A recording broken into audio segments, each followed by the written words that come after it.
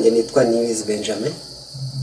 Nkaba narashinze YouTube ifite intego yo kwigisha computer cyangwa se mudasobwa ku bantu bose, haba ku banyeshuri, ku bakozi ndetse n'abandi babyifuza kuyimenya. Duhereza subscribe, nuko tera comment, sharinga, ibyo nibyo tubifuza. Ibyo muzajya mukenera mubona mudasobanukiwe, hari contact zacu muzajya muduhamagara ubundi tubafashe. Kande kuri subscribe, then after kandi no kukazogera tere na comment ubundi tujyanemo neza. Hano nagiye muri papeteri gusaba service ngasanga hari abantu benshi nta nuri kubafasha. Abyihore baraduciye amazi nkaho tutari tubashyiriye amafaranga yacu da. Umva we uzi ko hari naho nagiye gusaba service muri papeteri bakamfata nabi bakanama n'ibintu bidasomeka, kabone niyo waba utarwaye amaso ntiwabisoma. Ndakurahiye kuko biba bisa nk'umukara. Wahora n'iki ko ngewe nagiye bakambwira nabi hafi yo kuntu. Hari numvise atari njye nyine bibayeho gusa kuko hari n'abandi benshi barimo bijujutira service bahaba. Ese nibyo byabibagaho? Mwikomeza guhangayika kuko papeteri centrale yaciye ukubiri n'ibyo byose. Papeteri centrale ikorera muri kaminuza y'u Rwanda ishami rya Huye, ikaba iherereye muri Batima hafi ya Translation Room, hejuru ya ATM ya Populaire, hagati ya klasi y'121 na lab ya statistique. Dufasha abanyeshuri n'abakozi muri kaminuza tubaha services zikurikira: printing black and white, colored printing ndetse na binding. Papeteri centrale kandi bafasha gutunganya internship report ndetse na memory, copying, scanning, designing, photo express, certificate ndetse na flyers. 4G internet inafasha n'abanyeshuri muri build update.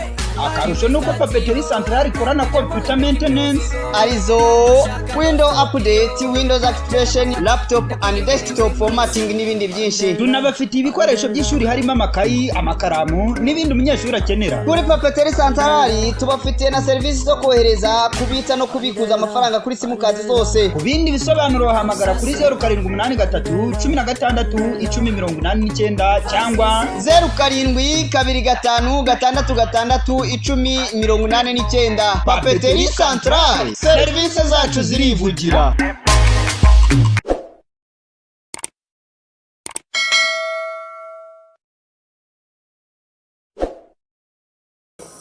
Somo tugiye kwiga muri aka kanya ni average. Niyo tugiye gukora muri aka kanya. Ushobora average ubusanzwe ni total amount y'ibyo wateranyije ugabanyije umubare w'abo bantu wateranyirije. Suppose average hano dufite abantu 18 niho tugiye gukorera average.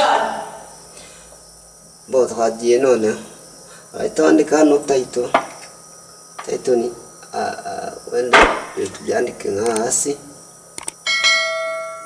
average. Right here average. Yes, then we boarding tugiye gushaka average y'amanota uko muyabona ngaha.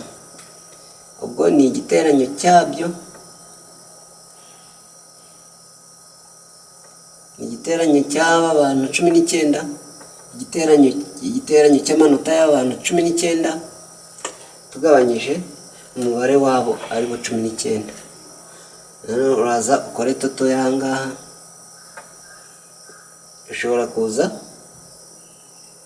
Ushobora kwemeza hano ukaza ahangaha hari utumenyetso muri home, ribbon ya home, hanyuma ugakora kuri average.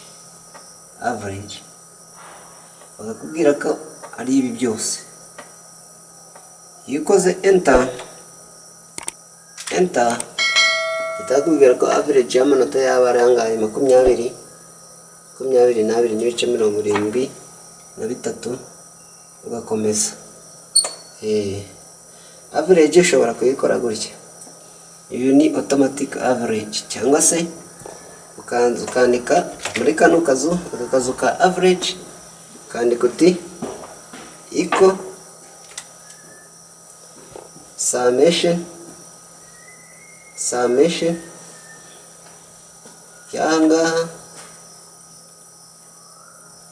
summation over 19, then enter. Urabona ko byose bihura. Asante sana. Tugiye kubigisha uburyo ki washyira chat cyangwa se ukuntu washyira data zawe kuri chat, umenye uburyo kizagiye birutanwa, n'ibizamuka ibindi bimanuka, nkuko mubibona, bimwe bimanuka ibindi bizamuka.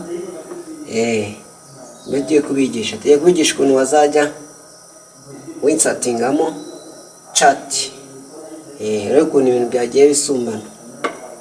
Urugero, dushobora kuba tugiye gukoresha, hano dufite tableau irimo product name, kabamo quantity, unit price, total price, VAT, amount and comments and so on. Nk'ibyo wenda suppose ni ngiyi ufite, kugira ngo winsatingemo ukoreshe chat, insatingemo chat runaka. Wenda bakubwira ngo ibi ngibi bijye kuri y axis straight, noneho ujya gukoresha na VAT irajya kuri x axis. Iyo kwinsatingamo, uraza hano kuri insert, then ukirike kuri line. Suppose ugiye gukoresha line chat, nizo chat ugiye gukoresha za line. Insert a line chat, nazo ziba zirimo nyinshi zitandukanye. Ukandaho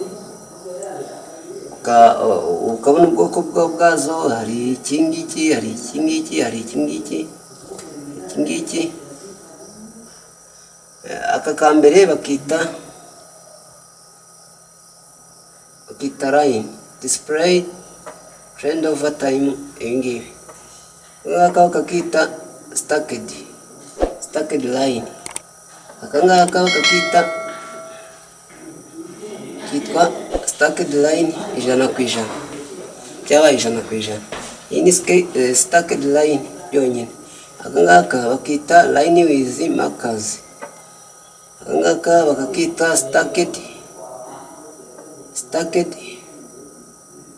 with markers, akangaka bakita stacked line with markers, ifite none 100%. Then after here we have 3D line. Iyi nayo niko bayita, ariko iyo ukanze hano kuri all chart type enda ugakirikaho, ahita haza zose. Izi zose mubona ni amachat ushobora kuba wakoresha ushaka kuretinga ibintu byawe, ariko twebwe turimo turakoresha line. You click it here and then you will come, uraza uselecting bya bindi birajya kuri x axis, ukirike. Numara kubikirika ukirike kuri control, wongera selecting ibindi biri bujyane. Ukimara kubiselectinga aka naka bi selected, ubwo ni VAT na product name zo tugiye gukoresha. Uraza hano muri line chat, muri insert ujye kuri line, then after choose, let now choose line.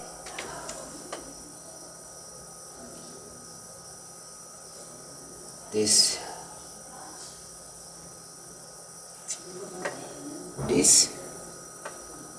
is x axis, this is y axis. Thank you for watching our video.